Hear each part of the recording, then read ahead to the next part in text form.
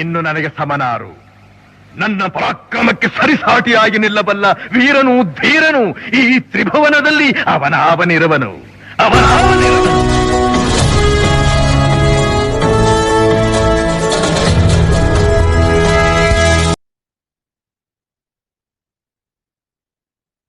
Xi'an Kannada ವೀಕ್ಷಕರೇ, ಇವತ್ತಿನ ಪ್ರಮುಖ ಸುದ್ದಿ ವಿಶ್ಲೇಷಣೆ ಇಲ್ಲ. ಇದೊಂದು ಚಳುವಳಿ. ಏನ್ ಚಳುವಳಿ ಅಂತಂದ್ರೆ ಮುಖವಾಡ ಕಳಚೋ ಚಳುವಳಿ. ಯಾರ ಮುಖವಾಡ?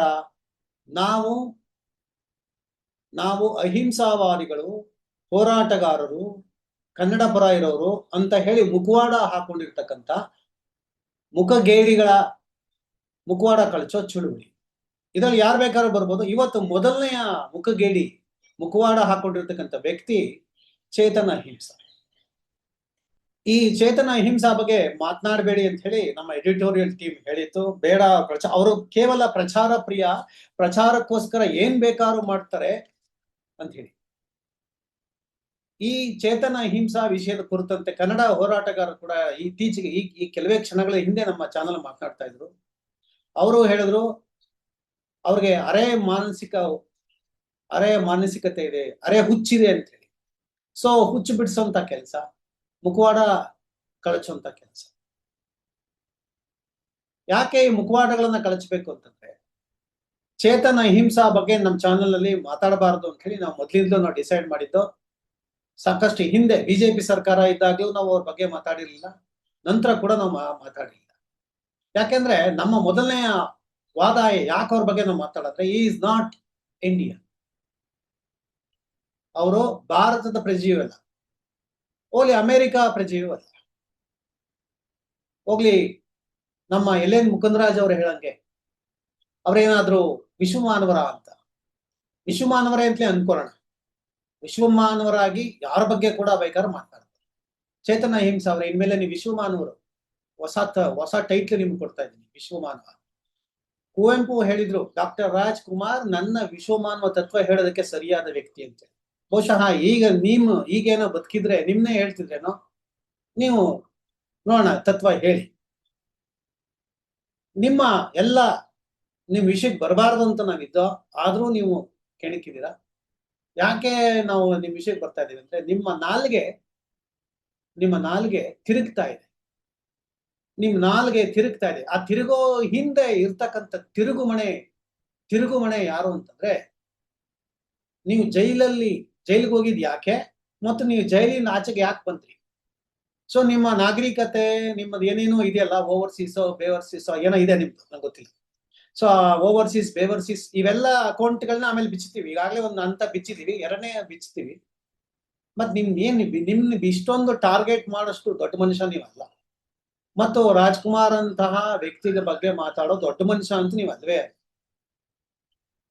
ಮತ್ತೆ ಯಾರೇ ಆಗ್ಲಿ, ಮಹಾನ್ ಪುರುಷರ ಬಗ್ಗೆ ಅವ್ರನ್ನ ಟೀಕೆ ಮಾಡಿ ನಾವು ಆಗ್ತೀವಿ ಅನ್ನೋದು ಅದೊಂದು ಮಾನಸಿಕತೆ, ಅದೊಂದು ಹುಚ್ಚು.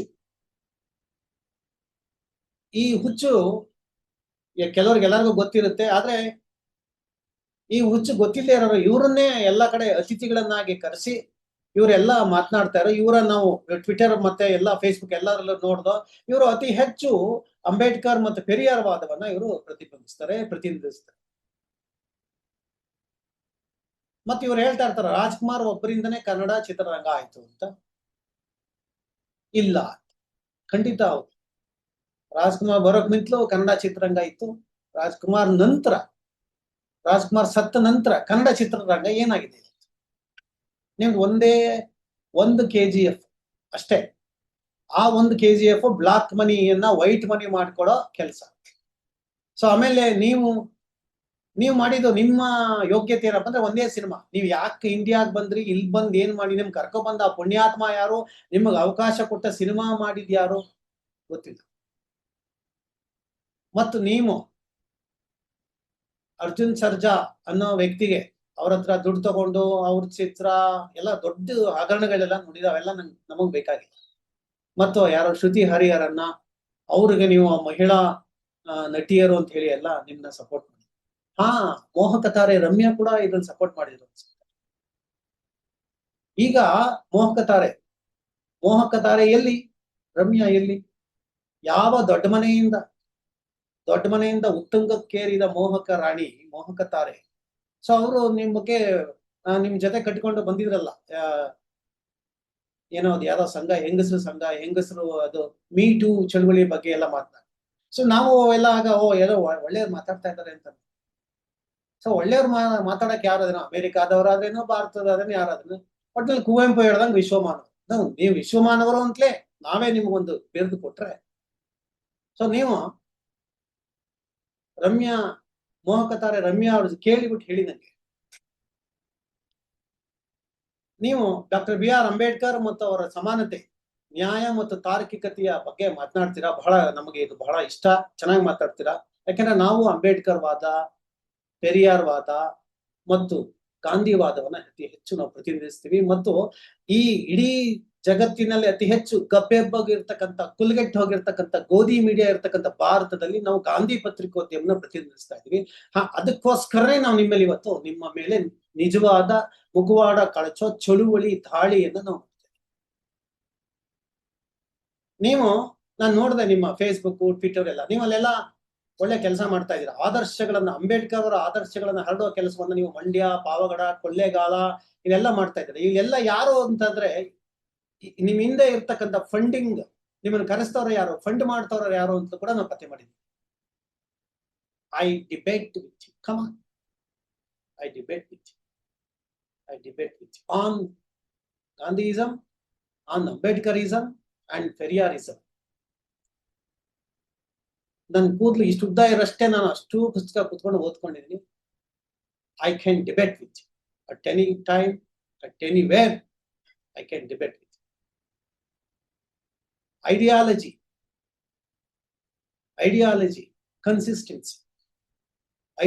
ಕನ್ಸಿಸ್ಟೆನ್ಸಿ ಮತ್ತು ಇವೆಲ್ಲವೂ ಕೂಡ ಯಾರ ಹತ್ರ ಇರುತ್ತೋ ಅವ್ರು ಮಾತ್ರ ವೈಚಾರಿಕತೆಯನ್ನ ನಡೆಸೋದಕ್ಕೆ ಸಾಧ್ಯ. ಗಾಂಧಿಯನ್ನು, ಅಂಬೇಡ್ಕರ್ ಅವರನ್ನ, ಪೆರಿಯಾರ್ ಅವರನ್ನ ಇಷ್ಟಪಟ್ಟ ಹಾಗೆ ನಾನು ಭಗತ್ ಸಿಂಗ್ ಅವ್ರನ್ನ ಇಷ್ಟಪಟ್ಟೆ. ಭಗತ್ ಸಿಂಗ್ ನನಗೆ ಆದರ್ಶ, ರೋಮಗಳನ್ನು ನಿಂತ್ಕೊಳ್ಳುತ್ತೆ. ಸೊ ಅಂತ ಭಗತ್ ಸಿಂಗ್ ವಿಚಾರವನ್ನೇ ನಾವು ಮುಂದಿಟ್ಕೊಂಡು ನಿಮ್ಗೆ ಹೇಳೋದಾದ್ರೆ, ನೀವು ಅಂಬೇಡ್ಕರ್ ಈ ಕೊಳ್ಳೇಗಾಲ, ಪಾವಗಡ, ತುಮಕೂರು ಇಲ್ಲೆಲ್ಲ ನೀವು ಹರಡ್ತಾ ಇದ್ದೀರಲ್ಲ ನೀವು, ಮತ್ತೆ ನಮ್ಮ ಎಲ್ಲ ಯಾರನ್ನ ನೀವು ಮರಳು ಮಾಡ್ತಾ ಇದ್ದೀರಾ ಅಂತಂದ್ರೆ ದಲಿತರು, ಅಲ್ಪಸಂಖ್ಯಾತರು, ಹಿಂದುಳಿದವರು, ಇವರೆಲ್ಲರನ್ನು ಕೂಡ ನೀವು ಇಕ್ಕಟ್ಟ ಮಾಡ್ಕೊಡ್ತಾ ಇದ್ದೀರಾ. ಯಾರಿಗೋಸ್ಕರ ಇಕ್ಕಟ್ಟ ಮಾಡ್ಕೊಡ್ತಾ ಇದ್ದೀರಾ ಅದು ನನಗೆ ಗೊತ್ತಿದೆ. I disclose very shortly. Ambedkar ಸಮಾಧಿ ತಗೋಣ ಫಸ್ಟ್. ನೀವು ಹೇಳಿದ್ರಿ ರಾಜ್ಕುಮಾರ್ ಅವರ ಸಮಾಧಿ ಏನು ಇಂಗ್ಲಿಷ್ ಅಲ್ಲಿ ನೀವೇ ಹಾಕಿದ್ರಲ್ಲ, ಸೊ ಅದ್ರಲ್ಲಿ ತಗೊಂಡ್ರೆ ಅಂಬೇಡ್ಕರ್ ಸಮಾಧಿ ಚೈತ್ಯ ಭೂಮಿ, ಈ ಜಾಗದ ವಿಚಾರ ನಿಮ್ಗೆ ಗೊತ್ತಿರುತ್ತೆ. ಒಂದ್ ಸಣ್ಣ ಪಾಠ ಇದೆ ನಿಮ್ಗೆ, ನಿಮ್ಮ ಮುಖವಾಡ ಕಳಚೋ ಪಾಠ. ನೀವು ಇತ್ತೀಚೆಗೆ ಏನು 2.5 ಎಕರೆ ರಾಜ್ಕುಮಾರ್ ಅವರ ಸಮಾಧಿ ಕೊಟ್ಟಿದ್ದನ್ನ ಪ್ರಶ್ನಿಸ್ಬೇಕು. ಪ್ರಶ್ನೆ ಮಾಡೋ ಹೇಳ್ಕೊಡದೆ ಅಂಬೇಡ್ಕರ್, ಪ್ರಶ್ನೆ ಮಾಡೋ ಹೇಳ್ಕೊಡದೆ ಭಗತ್ ಸಿಂಗ್, ಮತ್ತು ಪ್ರಶ್ನೆ ಮಾಡಿ ಅಂತ ಸಿನಿಮಾ ಮೂಲಕ. ಯಾಕೆಂದ್ರೆ ರಾಜ್ಕುಮಾರ್ ಪಾಪ ಓದಿಲ್ಲ, ಅವರೊಬ್ಬ ಅನಕ್ಷರಸ್ಥ, ಕಮ್ಮಿ ಓದಿದ್ರು. ಆದ್ರೆ ತಮ್ಮ ಕೈಲಾದದನ್ನ ಅವ್ರು ಮಾಡಿದ್ರು. ಒಬ್ಬ ಮಗ, ಒಬ್ಬ ಅಪ್ಪ, ಒಬ್ಬ ಸಮಾಜ, ಒಬ್ಬ ಲಾಯರ್, ಒಬ್ಬ ಟ್ಯಾಕ್ಸಿ ಡ್ರೈವರ್, ಒಬ್ಬ ಚಮ್ಮಾರ, ಒಬ್ಬ ಕುಂಬಾರ, ಯಾರು ಹೆಂಗಿರ್ಬೇಕು, ಅವ್ನು ಏನ್ ಮಾಡ್ಬೋದು ಅನ್ನೋದನ್ನ ಅವ್ರು ತೋರಿಸ್ಕೊಟ್ರು, ಹೇಳ್ತಾ ಹೋದ್ರು. ನೀವ್ ಇವತ್ತೇನ್ ಮಾಡ್ತಾ ಇದೀರಲ್ಲ, ಅಂಬೇಡ್ಕರ್ ಪೆರಿಯಾರ್ ಅಂತೇಳಿ ಊರೂರ್ಗೆ ಹೋಗಿ ಭಾಷಣ ಮಾಡ್ತಲ್ಲ, ಅದನ್ನ ಸಿನಿಮಾದ ಮೂಲಕ ಅವ್ರು ಮಾಡಿದ್ರು. ರಾಜ್ಕುಮಾರ್ ಒಬ್ಬರಿಂದನೇ ಕನ್ನಡ ಚಿತ್ರರಂಗ ಬೆಳೆಯಲಿಲ್ಲ ಅಂತ. ಆಫ್ಟರ್ ರಾಜ್ಕುಮಾರ್, ನೀವು ಕನ್ನಡ ಚಿತ್ರರಂಗನ before Rajkumar, after Rajkumar and after death Rajkumar ಅಂತ 3 ಹಂತದಲ್ಲಿ ನಾವು ನೋಡ್ಬೇಕು. ಇದ್ರ ಜೊತೆಗೆ ನಾನು ಒಬ್ಬ ಸಿನಿಮಾ ವಿದ್ಯಾರ್ಥಿ ಕೂಡ, ನನ್ನ ಗುರುಗಳು ಕೂಡ ಸಿನಿಮಾ ನಿರ್ದೇಶಕ. ಸೊ ನಿಮಗಿಂತ ಹೆಚ್ಚಾಗಿ ನಾನು ವರ್ಲ್ಡ್ ಸಿನಿಮಾನ ಸ್ಟಡಿ ಮಾಡಿದ್ವಿ. ನನ್ನ ಮನೆ ತುಂಬಾ 2,000 ಪುಸ್ತಕ ಇದಾವೆ ಸಿನಿಮಾ ಬಗ್ಗೆ. ರಾಜ್ಕುಮಾರ್ ಅವರಿಂದನೇ ಕನ್ನಡ ಸಿನಿಮಾ ಬೆಳೆದಿಲ್ಲ. ಎಲ್ಲರೂ ಸಾಕಷ್ಟು ಕೊಡುಗಳು, ಒಬ್ಬರಿಂದ ಯಾರು ಬೆಳೆಯಲ್ಲ. ಒಬ್ಬರಿಂದನೇ ಏನು ಮಾಡಕ್ ಸಾಧ್ಯ ಇಲ್ಲ, ಒಂದು ಕೈಯಲ್ಲಿ ಚಪ್ಪಾಳೆ ಕಟ್ಟಕ್ ಸಾಧ್ಯ. ನನ್ ಒಂದು ಪ್ರಶ್ನೆ, why you are targeting Raj, why you are attacking Raj, why why ಇದು ಪ್ರಶ್ನೆ ನಂದು. Why you are attacking Raj after 20 years? Every day when Rajkumar was alive, every day all journalists, all so-called upper class people criticized Rajkumar, dragged Rajkumar, pulled down Rajkumar, but still Rajkumar is alive, is in the art of Kannadiga. ಇಷ್ಟೆಲ್ಲ ಆದ್ರೂ ಅವ್ರು ಇದ್ದಾರೆ. So ಅವ್ರ ಮೇಲೆ ನಡೆಸಿದಂತ ದಾಳಿ ಯಾರ ಮೇಲೂ ನಡೆಸಿಲ್ಲ. ಈಗ ನೀವ್ ಯಾಕೆ ದಾಳಿ ಮಾಡ್ತಾ ಇದ್ದೀರಾ? ನಿಮ್ಮ ದಾಳಿ ಮಾಡೋದ್ ಚೂ ಬಿಟ್ಟಿರೋರು ಯಾರು? ಬೆಂಗಳೂರಿನ ಭೂಮಿ ಬಹಳ ಬೆಲೆ ಬಾಳ್ತಕ್ಕಂಥದ್ದು. ಬೆಂಗಳೂರಿನ ಭೂಮಿ ಯಾವಾಗ ಬೆಲೆ ಬಾಳ್ತಾ ಇದೆ ಅಂತಂದ್ರೆ ರಿಯಲ್ ಎಸ್ಟೇಟ್ ಮಾಫಿಯಾ ಬೆಳೆದ್ಮೇಲೆ.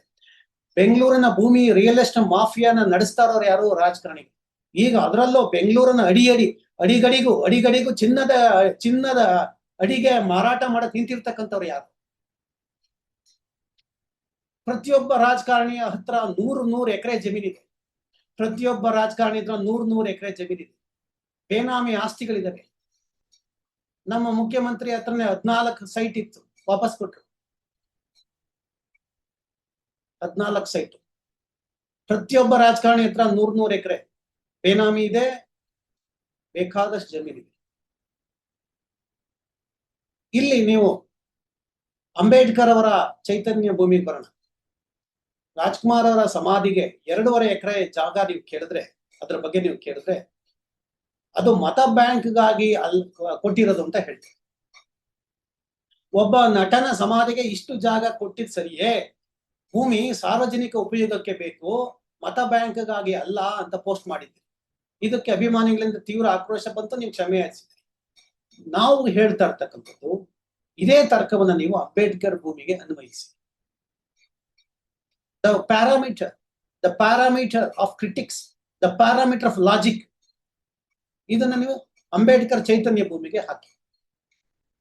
ಅಂಬೇಡ್ಕರ್ ಮುಂಬೈನ ದಾದರ್ನಲ್ಲಿ ಚೈತನ್ಯ ಭೂಮಿ ಇದೆ. ಅಲ್ಲಿ ಡಾಕ್ಟರ್ ಬಾಬಾ ಸಾಹೇಬ್ ಅಂಬೇಡ್ಕರ್ ಅವರ ಅಂತ್ಯಕ್ರಿಯೆ ನಡೀತು. ಅವರ ಅಸ್ಥಿಗಳನ್ನ ಅಲ್ಲಿ ಸಂರಕ್ಷಣೆ ಮಾಡಲಾಗಿದೆ. ಅದು ದಲಿತ ಮತ್ತು ಬಹುಜನ ಸಮುದಾಯದ ಆಧ್ಯಾತ್ಮಿಕ ರಾಜಕೀಯ ಕೇಂದ್ರ. ಪ್ರತಿ ಡಿಸೆಂಬರ್ 6ನೇ ತಾರೀಕು ಲಕ್ಷಾಂತರ ಜನ ಅಲ್ಲಿ ಸೇರ್ತಾರೆ. 4 ಲಕ್ಷಕ್ಕೂ ಹೆಚ್ಚು ಜನ ಅಲ್ಲಿ ಬಂದು ಅಂಬೇಡ್ಕರ್ ಅವ್ರನ್ನ ನೋಡ್ತಾರೆ. ಇದಕ್ಕೆ ಆ ಜಾಗ ಅದು ಒಂದು ಮಿಲ್ ಜಾಗ ಆಗಿತ್ತು. 12.5 ಎಕರೆ ಜಾಗವನ್ನ ಅಂಬೇಡ್ಕರ್ ಸ್ಮಾರಕಕ್ಕಾಗಿ 2012ರಲ್ಲಿ ಕೇಂದ್ರ ಸರ್ಕಾರ ಡಾಕ್ಟರ್ ಮನಮೋಹನ್ ಸಿಂಗ್ ನೇತೃತ್ವದಲ್ಲಿ ನೋಟ್ ಟು ದಿ ಪಾಯಿಂಟ್ ಕೊಡ್ಲಾಯ್ತು. ಕೇಂದ್ರ ಸರ್ಕಾರ ಮತ್ತು ಮಹಾರಾಷ್ಟ್ರ ಸರ್ಕಾರ ಒಪ್ಪಂದ ಮಾಡಿ ಅದು ವರ್ಗಾಯಿಸಿತು. ಇದು ಅತಿ ದೊಡ್ಡ memorial project doctor BR Ambedkar ಅವರು. ಇದು ಸಾರ್ವಜನಿಕ ಜಾಗ, ಇದು ಸಾರ್ವಜನಿಕ ಮಿಲ್ ಜಮೀನು ಸಮಾಜದ ಒಂದು ವಿಭಾಗದ ಸ್ಮಾರಕಕ್ಕೆ ಬಳಸಲಾಯಿತು. ನಿಮ್ಮ ಪ್ರಕಾರ ಮಿಸ್ಟರ್ ಚೇತನ್ ಅಹಿಂಸಾ, ನಿಮ್ಮ ಪ್ರಕಾರ ಈ ಜಾಗ ಇದು ಈ ರೀತಿ ಮನಮೋಹನ್ ಸಿಂಗ್ ಸರ್ಕಾರ ಅಂಬೇಡ್ಕರ್ ಅವರ ಸ್ಮಾರಕಕ್ಕೆ ಕೊಟ್ಟಿದ್ದು ಮತ ಬ್ಯಾಂಕ್ ರಾಜಕಾರಣವೇ?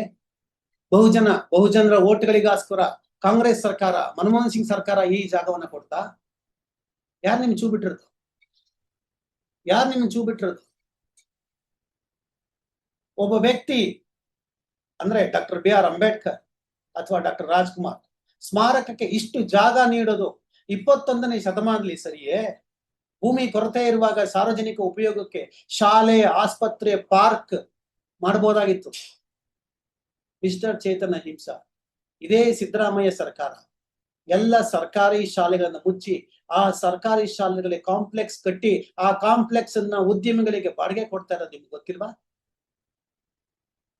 ಇದೇ ಅಜೀಂ ಪ್ರೇಮ್ಜಿ ಅವ್ರಿಗೆ ಬರೀ ರಸ್ತೆಗೆ ಜಾಗ ಬಿಟ್ಕೊಡಿ ಅಂದ್ರೆ ಬಿಟ್ಕೊಟ್ರ ಅವರು? ಎಷ್ಟು ಕಾರ್ಖಾನೆಗಳಿಗೆ, ಎಷ್ಟು ಕಂಪನಿಗಳ ಜಾಗ ಕೊಟ್ಟಿದ್ದಾರೆ? ಆ ಕಂಪನಿಗಳು 600 ಕಂಪನಿ ಕರ್ನಾಟಕ ಬಿಟ್ಟೋದು. ಆ ಜಾಗ ಏನಾಯ್ತು? KIDB ಜಾಗ, KIDB ಎಷ್ಟು ಎಕರೆ ಜಾಗ ಐತಿ? ಬಿಡದಿಯಲ್ಲಿ 6700 ಎಕರೆ ಕಿತ್ಕೋತಾ ಇದ್ದಾರೆ. ಆನೇಕಲ್ನಲ್ಲಿ 1006 ಎಕರೆ ಕಿತ್ಕೋತಾ ಇದ್ದಾರೆ. ಎಲ್ಲೆಲ್ಲಿ ಜಾಗ ಕಿತ್ಕೋತಾ ಇದ್ದಾರೆ. ಇದು ವೋಟ್ ಬ್ಯಾಂಕ್ಗಾಗ ಯಾರಿಗೋಸ್ಕರ? ಇದು ಮತ ಬ್ಯಾಂಕ್ ರಾಜಕಾರಣ ಅಲ್ವಾ? ಮತ ಬ್ಯಾಂಕ್ ರಾಜಕಾರಣ. ನೀವು ಅಂಬೇಡ್ಕರ್ ಅವರ ಸಮಾನತೆ ಬಗ್ಗೆ ಮಾತನಾಡ್ತೀರಿ, ಆದ್ರೆ ಅವರ ಸಮಾಧಿಗೆ ವಿಶೇಷ ಜಾಗ ನೀಡೋದು ಅದು ವಿಶೇಷ ಸೌಲಭ್ಯ ಅಲ್ವಾ? ನಿಮ್ ಲಾಜಿಕ್ ಪ್ರಕಾರ. ಸೊ ಇಷ್ಟೇ, ಅಂಬೇಡ್ಕರ್ ಅವರ ಸ್ಮಾರಕ ಸಮಾಧಿ ಅದು ಕೇವಲ ಒಬ್ಬ ವ್ಯಕ್ತಿಯ ಸ್ಮಾರಕ ಅಲ್ಲ, ಅದು ಸಾಮಾಜಿಕ ನ್ಯಾಯ, ಸಾಮಾಜಿಕ ಸಮಾನತೆ ಮತ್ತು ಸಂವಿಧಾನದ ಮೌಲ್ಯಗಳ ಒಂದು ಸ್ಮಾರಕ, ಪ್ರತೀಕ. ಲಕ್ಷಾಂತರ ಜನ ಅಲ್ಲಿ ಬರ್ತಾರೆ, ಬಹು ಜನ ಅಲ್ಲಿ ಬರ್ತಾರೆ, ಆದರ್ಶಗಳನ್ನ ನೆನೆಸ್ಕೊಳ್ತಾರೆ, ಅಂಬೇಡ್ಕರ್ ಅವರನ್ನ ಸ್ಫೂರ್ತಿಯಾಗಿ ತೆಗೆದುಕೊಳ್ತಾರೆ. ಅವ್ರನ್ನ ಒಂದ್ ಸ್ವಲ್ಪನಾರು ಅಳವಡಿಸ್ಕೊಳ್ತೀವಿ ಅಂತ ಯೋಚನೆ ಮಾಡ್ತಾರೆ. ಸೊ ಅದು ಧಾರ್ಮಿಕ ದೇವಾಲಯ ಅಲ್ಲ, ಅಲ್ಲಿ ಬಿಸ್ನೆಸ್ ಅಲ್ಲ, ಕಾಂಪ್ಲೆಕ್ಸ್ ಅಲ್ಲ, ಅದು ಶಿಕ್ಷಣ, ಜಾಗೃತಿ ಮತ್ತು ಸಾಮಾಜಿಕ ಬದಲಾವಣೆ ಕೇಂದ್ರ ಅದು ಅಂಬೇಡ್ಕರ್ ಅವರು. ರಾಜ್ಕುಮಾರ್ ಅವರ ಸ್ಮಾರಕ ಹಾಗೆ ಎಂತೆಂತ ಪಾತ್ರ ಮಾಡಿದ್ದಾರೆ ರಾಜ್ಕುಮಾರ್. ಅಂಬೇಡ್ಕರ್ ತರ ಓದಕ್ಕಾಗ್ಲಿಲ್ಲ ಅವ್ರು, ವಿಶ್ವವಿದ್ಯಾಲಯಕ್ಕೆ ಹೋಗಕ್ಕಾಗ್ಲಿಲ್ಲ ಅವರು, ಆದ್ರೆ ಪಾತ್ರಗಳನ್ನ ಮಾಡ್ತಾ ಹೋದ್ರು. ಅವರೇ ಒಂದು ವಿಶ್ವವಿದ್ಯಾಲಯ. ಆ ಪಾತ್ರಗಳನ್ನ ನೆನೆಸ್ಕೊಂಡಾಗ ಎಲ್ಲೋ ಯಾರೋ ಒಬ್ಬ ಒಳ್ಳೆ ಮಗ, ಯಾರೋ ಒಳ್ಳೆ ವಿದ್ಯಾರ್ಥಿ, ಒಳ್ಳೆ ಲಾಯರ್, ಒಳ್ಳೆ ಶಿಕ್ಷಕ ಆದ್ರೆ ಅದು ರಾಜ್ಕುಮಾರ್ದಿಂದ ಆಗಿದಲ್ವಾ? ಅದ್ ಕೊಡುಗೆ ಅಲ್ವಾ ಅವ್ರದ್ದು ರಾಜ್ಕುಮಾರ್ದು? ಬಂಗಾರದ ಮನುಷ್ಯ ಸಿನಿಮಾ ನೋಡಿ ಎಲ್ಲ ರೈತರು ಯಾಕಾದ್ರು?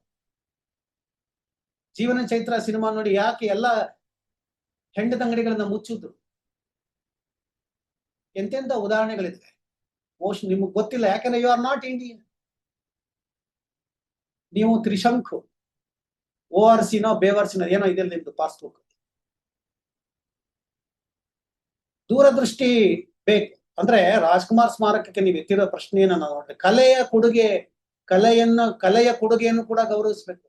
ನನ್ನೊಬ್ಬರಿಂದಾನೇ ಸಿನಿಮಾ ಬೆಳೀತು ಅಂತ ರಾಜ್ಕುಮಾರ್ ಎಲ್ಲೂ ಹೇಳಿಲ್ಲ. ಅವ್ರು ಹೇಳ್ತಾನೆ ಇದ್ರು, ನಿಮ್ಮಿಂದ, ಜನರಿಂದ ಮೇಲೆ ಬಂದೆ ನಾನು, ಜನರಿಂದ ನಾನು ಅಂತ ಹೇಳಿದ್ರು. ಸೊ ಈ 20 ವರ್ಷಗಳ ನಂತರ ನೀವು ಎತ್ತುತ್ತಾ ಇರ್ತಕ್ಕಂಥ ಪ್ರಶ್ನೆ, ನಿಮ್ ನಾಲ್ಗೆ ಆಡಿಸ್ತಾ ಇದಾರಲ್ಲ, ನಾಲ್ಗೆ ತಿರುಗಿಸ್ತಾ ಇದಾರ, ರಿಯಲ್ ಎಸ್ಟೇಟ್ ಮಾಫಿಯಾ, ಸಂಸ್ಕೃತಿ ಮಾಫಿಯಾ, ಜಾತಿ ಮಾಫಿಯಾ ಇದೆಯಲ್ಲ, ನಿಮ್ಮ ಹಿಂದೆ ಇದೆಯಲ್ಲ, ಆ ಮಾಫಿಯಾ ಉತ್ತರ ನಂದಿದೆ, ನಿಮಗೆಲ್ಲ ಇದೆ. ಅಂದ್ರೆ ಇದು ಸ್ಮಾರಕ ಯಾವುದೋ ವ್ಯಕ್ತಿಗೆ ನೀಡೋ ಸ್ಮಾರಕ ಜಾಗ ಅಲ್ಲ, ಇದು ವೈಯಕ್ತಿಕ ಅಲ್ಲ, ಇದು ಸಾಮೂಹಿಕ ಸ್ಮರಣೆ, ಪ್ರೇರಣೆ. ಸ್ಮಾರಕ ಅಂದ್ರೆ ಏನು? ಸ್ಮರಣೆ ಅಂತ. ರಾಜ್ಕುಮಾರ್ ಅವ್ರನ್ನ ಸ್ಮರಿಸಿದ್ರೆ ಹತ್ತತ್ರ 50 ವರ್ಷಗಳ ಸಿನಿಮಾದ ಸಾಮಾಜಿಕ ಸ್ಥಿತಿ, ಆರ್ಥಿಕ ಸ್ಥಿತಿ, ಸಾಂಸ್ಕೃತಿಕ ಸ್ಥಿತಿ, ಆಗಿನ ಜಾತಿಯ ಸ್ಥಿತಿ, ಆಗಿನ ಬಂಡವಾಳಶಾಹಿ ಸ್ಥಿತಿ, ಆಗಿನ ಜಮೀನ್ದಾರಿಕೆ ಸ್ಥಿತಿ, ಇವೆಲ್ಲವನ್ನು ಕೂಡ ನಾವು ಅಧ್ಯಯನ ಮಾಡ್ತಾ ಬರ್ಬೋದು. ಅಧ್ಯಯನ ವಸ್ತು. ಇದು ನಿಮ್ಗೆ ಗೊತ್ತಿಲ್ವಾ? ಇದು ನಿಮ್ಗೆ ಗೊತ್ತಿಲ್ಲ ಮಿಸ್ಟರ್ ಚೇತನ್ ಅಹಿಂಸಾ? ನೀವು ಅಂಬೇಡ್ಕರ್ ಅವರನ್ನ ಫೋಟೋ ಪ್ರತಿಮೆಗಳಿಗೆ ಅಷ್ಟೇ ಸೀಮಿತ ಮಾಡೋದಲ್ಲ, ರಾಜ್ಕುಮಾರ್ ಅವರನ್ನು ಕೂಡ ಕೇವಲ ಸಿನಿಮಾಗೆ ಅಷ್ಟೇ ಸೀಮಿತ ಅಲ್ಲ ಅವರು. ರಾಜ್ಕುಮಾರ್ ಗೋಕಾಕ್ ಚಳವಳಿ, ಎಲ್ಲ ಕನ್ನಡ ಸಾಹಿತಿಗಳು ಎಲ್ಲರೂ ಕೂಡ ಇದ್ರು. ನಮ್ ಡಾಕ್ಟರ್ ಎಲ್ ಮುಕುಂದರಾಜ್ ಅವರು ಹೇಳ್ತಕ್ಕಂತ ಎಲ್ಲ ಸಾಹಿತಿಗಳು ಕೂಡ ಇದ್ರು ಅಲ್ಲಿ. ಆದ್ರೂ ಅದು ಗೋಕಾಕ್ ಚಳವಳಿ ಹಾಗೆ ಇತ್ತು. ಯಾವಾಗ ರಾಜ್ಕುಮಾರ್ ಬಂದ್ರು ಅದು ದೊಡ್ಡ ಚಳವಳಿ ಆಗಿ ಒಂದು ತಾರ್ಕಿಕ ಅಂತ್ಯ. ಆದ್ರೆ ಆ ತಾರ್ಕಿಕ ಅಂತ್ಯ ಕಾಣ್ಲೇ ಇಲ್ಲ ಅಂತಾರೆ ನಿಮ್ ತರನೇ ಕನ್ನಡ ಅಭಿವೃದ್ಧಿ ಪ್ರಾಧಿಕಾರದ ಅಧ್ಯಕ್ಷ ಪುರುಷೋತ್ತಮ್. ಸೊ ನಿಮ್ ಸುತ್ತಮುತ್ತ ಇರ್ತಕ್ಕಂಥವ್ರು ಎಲ್ಲ ಯಾರ್ಯಾರು ಗೋಕಾಕ್ ಚಳುವಳಿನೇ ಅಲ್ಲ, ಈಗ ಚಳುವಳಿ ಕಾಲವೇ ಅಲ್ಲ ಅಂತ ಹೇಳ್ತಾರ ಅವರು. ಪುರುಷೋತ್ತಮ್ ಬಿಳಿಮಲೆನೂ ನಿಮಗೂ ಏನು ವ್ಯತ್ಯಾಸ ಇದೆ? ಸೊ ತಾರ್ಕಿಕತೆ, ಲಾಜಿಕ್ ಏನು ಗೊತ್ತಾ ಮಿಸ್ಟರ್ ಚೇತನ್ ಅಹಿಂಸಾ? ಸ್ಮಾರಕಗಳು, ಸಮಾಧಿಗಳು ಸಾರ್ವಜನಿಕ ಸ್ಮರಣೆಗೆ ಬೇಕು. ಅದು ಗಾಂಧಿ, ನೆಹರು, ಅಂಬೇಡ್ಕರ್, ರಾಜ್ಕುಮಾರ್ ಯಾರೇ ಆಗಲಿ, ನಿಮ್ ಖಂಡಿತ ಸ್ಮಾರಕ ಮಾಡಲ್ಲ, ಯಾರುವೆ ಮಾಡಲ್ಲ, ಸಾಧ್ಯವೇ ಇಲ್ಲ. ನೀವು ಮಾಡಲ್ಲ ನಿಮ್ಗೆ. ಇಲ್ಲಿ ನಾಯಿಸಲು ಮಾಡಲ್ಲ, ಇಲ್ಲಿ ತುಮಕೂರು ಚಿಪ್ನಳ್ಳಿನೂ ಮಾಡಲ್ಲ, ತಿಪ್ಪಗೊಂಡ್ಲಿನೂ ಮಾಡಲ್ಲ. ಸಾರ್ವಜನಿಕ ಉಪಯೋಗಕ್ಕೆ ಜಾಗ, ಸಾರ್ವಜನಿಕ ಉಪಯೋಗಕ್ಕೆ ಅಂತ ಹೇಳಿ ಅದನ್ನ ಮೌನವಾಗಿ, ಅಂದ್ರೆ ನೀವು ಅಂಬೇಡ್ಕರ್ ಕೊಟ್ಟ ಜಾಗವನ್ನ ಸರಿ ಅಂತ ಹೇಳೋದು, ಡಾಕ್ಟರ್ ರಾಜ್ಕುಮಾರ್ ಕೊಟ್ಟಂತ ಜಾಗವನ್ನ ತಪ್ಪು ಅಂತ ಹೇಳ್ತಕ್ಕಂಥದ್ದು, ಇದನ್ನ ತಾರ್ಕಿಕ ಅಸಮಂಜಸತೆ ಅಂತ ಕರೀತೀವಿ. ಇಲ್ಲಾಜಿಕಲ್ ಕ್ಲಾರಿಟಿ ಇಲ್ಲ ನಿಮ್ಗೆ. ಕ್ಲಾರಿಟಿ ನಿಮಗ್ ಬೇಕಾಗಿರೋ ಪ್ರಚಾರ ಅಷ್ಟೇ. ನಿಮ್ಮನ್ನ ಮೀಡಿಯಾ ಸುತ್ತುವರಿಬೇಕು, ಕನ್ನಡ ಹೋರಾಟಗಾರ ನಿಮ್ಗೆ ಸುತ್ತುವರಿಬೇಕು, ನೀವು ಪ್ರಚಾರಕ್ಕೆ ಬರ್ಬೇಕು. ಆಗ ನಿಮ್ಮ ಜನ ಹೆಚ್ಚೆಚ್ಚು ಭಾಷಣ ಕರಿಬೇಕು, ಹೆಚ್ಚೆಚ್ಚು ಜಾಗಲಿ ಭಾಷಣ ಮಾಡ್ಬೇಕು. ಆಗ ನಿಮ್ಗೆ ಟ್ರಾವೆಲಿಂಗ್ ಅಲಯನ್ಸ್, AC ಕಾರು ಎಲ್ಲ. ಸೊ ನೀವು ಒಬ್ಬ ನಾಯಕ ಹೊರ ಹೊಮ್ಮಬೇಕು. ಕೊನೆಗೆ ಒಂದಿನ ನೀವು ರಾಜ್ಯದಲ್ಲಿ ಪೌರತ್ವ ಪಡ್ಕೊಂಡು ನೀವು ರಾಜ್ಯದಲ್ಲಿ ಅಧಿಕಾರ ಹಿಡಿಬೇಕು. ಇದೇ ನಿಮ್ ಹುನ್ನಾರ. ಸೊ ಆ ಹುನ್ನಾರ ಹರಿದನೆ ನಿಮ್ಮನ್ನ ಸಪೋರ್ಟ್ ಮಾಡ್ತಾ ಇರ್ತಕ್ಕಂಥವ್ರು ನಿಮ್ಮನ್ನ ಅಸ್ತ್ರವಾಗಿ ಬಳಸ್ಕೊಳ್ತಾ ಇದಾರೆ. ಕೊನೆ ನೀವು ಆ ಅಸ್ತ್ರವನ್ನು ನುಂಗಿ ಬೆಳಿತೀರಾ ಅನ್ನೋದು ಅವ್ರಿಗೂ ಗೊತ್ತಿಲ್ಲ. ಸೊ ನೀವು ಬೆಳೆಯಕ್ಕಂತಲೇ ಬಂದಿರೋದು ಇಲ್ಲಿಗೆ, ಅಮೆರಿಕ ಬಿಟ್ಟು ಇಲಿನಾಯ್ಸಿಂದ ಇಲ್ಲಿ ಬಂದಿರೋದು ನೀವು ಬೆಳೆಯಕ್ಕಂತ, ಬೆಳೆಸಕ್ಕಲ್ಲ, ಬೆಳೆಯಕ್ಕೆ. ಏನ್ ಬೆಳೆಯಕ್ಕೆ? ಬೆಳೆ. ನಿಮ್ಗೆ ಬಹಳ ಆಸ್ತಿ ಇದೆ, ಎಲ್ಲ ಇದೆ, ದಾನ ಮಾಡಿ. ಅಂಬೇಡ್ಕರ್ ಅವರ ವಿಚಾರ ಆಯ್ತು. ಸೊ ನೀವು ಇನ್ನೊಂದು ವಿಚಾರ ಹೇಳ್ತೀರಾ, ನಿಮ್ ಖಾತೆಯನ್ನ ನಾನು ಫಾಲೋ ಮಾಡ್ತಿದ್ದೆ, ನೋಡಿದೆ. ಅಂಬೇಡ್ಕರ್ ವಿಚಾರಗಳ ಜೊತೆಗೆ ನೀವು ಹೇಳ್ತಾ ಇರ್ತಕ್ಕಂಥದ್ದು ಯಾವುದು ಅಂತಂದ್ರೆ ಪೆರಿಯಾರ್ ವಾದವನ್ನ ಹೇಳ್ತೀರಾ ನೀವು. ಸೊ ಪೆರಿಯಾರ್ ವಾದವನ್ನ ಹೇಳೋದಾದ್ರೆ ಪೆರಿಯಾರ್ ವಾದವನ್ನ ನೀವು ಹೇಳ್ತೀರಾ. ಸೊ ಪೆರಿಯಾರ್ ವಿಚಾರಕ್ಕೆ ಬಂದ್ರೆ ಪೆರಿಯಾರ್ ಅವರ ಅಂತ್ಯಕ್ರಿಯೆ ಆಗಿದ್ದು ಪೆರಿಯಾರ್ ತಿಡಲ್ ನಲ್ಲಿ ವೆಪೇರಿ ಚೆನ್ನೈನಲ್ಲಿ ಅವ್ರದ್ದಾಗಿದೆ. ಆಗ ಮಡ್ರಾಸ್ನಲ್ಲಿ ಪೆರಿಯಾರ್ ವರ್ಲ್ಡ್ ಅಂತ ಮಾಡಿದರೆ ತಿರುಚಿ ಹತ್ರ ಸಿರುಗುರ್ನಲ್ಲಿ 27 ಎಕರೆ ಜಾಗ. 27 ಎಕರೆ ಜಾಗ. ಚೇತನ ಹಿಂಸಾ 27 ಎಕರೆ, ಬಹಳ ಪ್ರಮುಖವಾದ ಜಾಗ ಅದು. 95 ಅಡಿ ಬೇಸ್ ಸೇರಿ 155 ಪಡಿ ಪ್ರತಿಮೆ ಮಾಡಿದ್ದಾರೆ. ಏನ್ ಕಮ್ಮಿ ದುಡ್ಡ ಅದು? ಇದು ತಮಿಳುನಾಡು ಸರ್ಕಾರದ ದುಡ್ಡಲ್ಲಿ ಮಾಡಿರ್ತಕ್ಕಂಥ, ಜನಗಳ ತೆರಿಗೆ ಹಣದ ಮಾಡೋದು. ಅವ್ರಿಗೇನು ಹುಚ್ಚರ? ತಮಿಳಿಗರಿಗೆ ಹುಚ್ಚ ಇಷ್ಟೊಂದು ದುಡ್ಡು ಖರ್ಚು ಮಾಡಕ್ಕೆ, ಇಷ್ಟೊಂದು ಜಾಗ ಕೊಡಕ್ಕೆ? ಅದನ್ನು ನೀವು ಪೆರಿಯಾರ್ಗೂ ಹೇಳಿ, ಪೆರಿಯಾರ್ ಜಾಗ ಕೊಟ್ಟಿರೋದು ವೇಸ್ಟು, ಪ್ರತಿಮೆ ಮಾಡೋದು ವೇಸ್ಟ್ ಅಂತ ಹೇಳಿ. ಸೊ ನೀವು ಹಂಗನ್ನದಾರೆ ಮಿಸ್ಟರ್ ನರೇಂದ್ರ ಮೋದಿ, ಸರ್ದಾರ್ ವಲ್ಲಭಾಯ್ ಪಟೇಲ್, ಇಡೀ ಜಗತ್ತಿನ ಸರ್ದಾರ್ ವಲ್ಲಭಾಯ್ ಪಟೇಲ್ ಪ್ರತಿಮೆ ಮಾಡ್ರು, ಅದು ವೇಸ್ಟ್ ಅಲ್ವಾ? ಅದು ಜಾಗ ವೇಸ್ಟ್ ಅಲ್ವಾ? ಅದು ಆ ಜಾಗ ವೇಸ್ಟ್ ಅಲ್ವಾ? ಜಾಗ ದುಡ್ಡು ವೇಸ್ಟ್ ಅಲ್ವಾ? ಅದು ಎಸ್, ಲಾಜಿಕಲ್ ಕ್ಲಾರಿಟಿ ಇರ್ಬೇಕು. ಸೊ ಪೆರಿಯಾರ್ 27 ಎಕರೆ ಜಾಗ, 150 ಅಡಿ ಎತ್ತರ ಪ್ರತಿಮೆ, ಸರ್ದಾರ್ ವಲ್ಲಭಾಯ್ ಪಟೇಲ್ ಅವರ ಜಾಗ, ಪ್ರತಿಮೆ, ಅಂಬೇಡ್ಕರ್ ಅವರ ಜಾಗ. ಸೊ ಇವೆಲ್ಲ ಮತ ಬ್ಯಾಂಕ, ಮತ ರಾಜಕಾರಣನ? ಸೊ ಯಾವುದೇ ವ್ಯಕ್ತಿಗೆ ಒಂದು ಸ್ಮಾರಕ ಮಾಡ್ತಾರೆ ಅಂತಂದ್ರೆ ಸೊ ಅದು ಅಲ್ಲಿ ವೈಚಾರಿಕತೆ ಇರುತ್ತೆ. ಅಲ್ಲೊಂದು ಜನರಿಗೆ, ಮುಂದಿನ ಪೀಳಿಗೆಗೆ ಅದನ್ನು ತಲುಪಿಸೋಕೆ ಅದೊಂದು ಸ್ಮರಣೆ ಅದು. ಸೊ ಅದನ್ನ ನೀವು ಈ ರೀತಿ ಕೇಳ್ತಾ ಇರ್ತಕ್ಕಂಥದ್ದು, ಇದ್ರ ಹಿಂದೆ ದುರುದ್ದೇಶ ಇದೆ, ಸಂಚಿದೆ. ಆ ಸಂಚು, ದುರುದ್ದೇಶ, ಪ್ರಚಾರದ ಗೀಳು ಎಲ್ಲವೂ ಕೂಡ ಬಯಲು ಮಾಡ್ತೀವಿ. ಸೊ ಆ ಬಯಲು ಅಂದ್ರೆ ನಿಮ್ಮ ಡಬಲ್ ಸ್ಟ್ಯಾಂಡರ್ಡ್, ನಿಮ್ಗೆ ಇಲ್ಲಾಜಿಕಲ್, ತಾರ್ಕಿಕತೆ ಇಲ್ಲ, ಕ್ಲಾರಿಟಿ ಇಲ್ಲ, ನಿಮ್ಗೆ ವೈಚಾರಿಕತೆ ಕ್ಲಾರಿಟಿ ಇಲ್ಲ. ಸೊ ವೈಚಾರಿಕತೆ ಕ್ಲಾರಿಟಿ ಇದ್ರೆ ಅಂಬೇಡ್ಕರ್ ಜಾಗಕ್ಕೆ ನೀವು, ಡಾಕ್ಟರ್ ರಾಜ್ಕುಮಾರ್ ಜಾಗಕ್ಕೆ ನೀವು ಜಾಗ ಕೊಟ್ರೆ ತಪ್ಪು ಅನ್ನೋದಾದ್ರೆ ಸೊ ಈ ಎಲ್ಲ ಮಹನೀಯರುಗಳಿಗೆ ಕೊಟ್ರೆ ಜಾಗ ತಪ್ಪು ಅಂತ ಆಗುತ್ತೆ. ಸೊ ಯಾರ ಕೊಡುಗೆ? ಅಂಬೇಡ್ಕರ್ ಕೊಡುಗೆ, ಪೆರಿಯಾರ್ ಕೊಡುಗೆ, ಸರ್ದಾರ್ ವಲ್ಲಭಾಯ್ ಪಟೇಲ್ ಅವರ ಕೊಡುಗೆ ಅವರವರ ಕ್ಷೇತ್ರದಲ್ಲಿ ದೊಡ್ಡದು. ಹಾಗೆ ರಾಜ್ಕುಮಾರ್ ಕ್ಷೇತ್ರದಲ್ಲಿ ಅವ್ರದ್ದು. ನಿಮ್ ಕೊಡುಗೆ ಏನು? What is your contribution? ಈ ರೀತಿ ಸಮಾಜದಲ್ಲಿ ಶಾಂತಿ ಕದಡಿ ಪ್ರಚಾರ ಪ್ರಿಯತೆ ಗಳಿಸೋದು. ಆ ಪ್ರಚಾರ ಪ್ರಿಯತೆ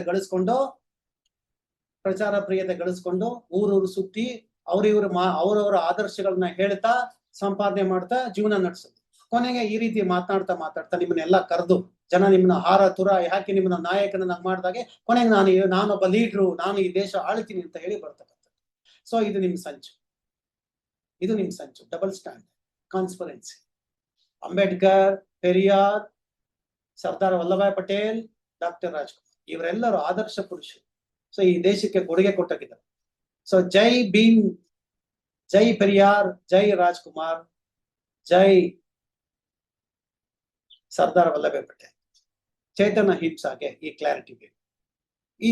ಈ ಕ್ಲಾರಿಟಿ ನೀವು ಬನ್ನಿ, ನಿಮ್ ಮುಂದೆ ಒಂದು ಚರ್ಚೆಯನ್ನು ಆಹ್ವಾನ ಇಡ್ತಾ ಇದ್ದೀನಿ. ನಿಮ್ಮ ಕ್ಲಾರಿಟಿ ಏನು?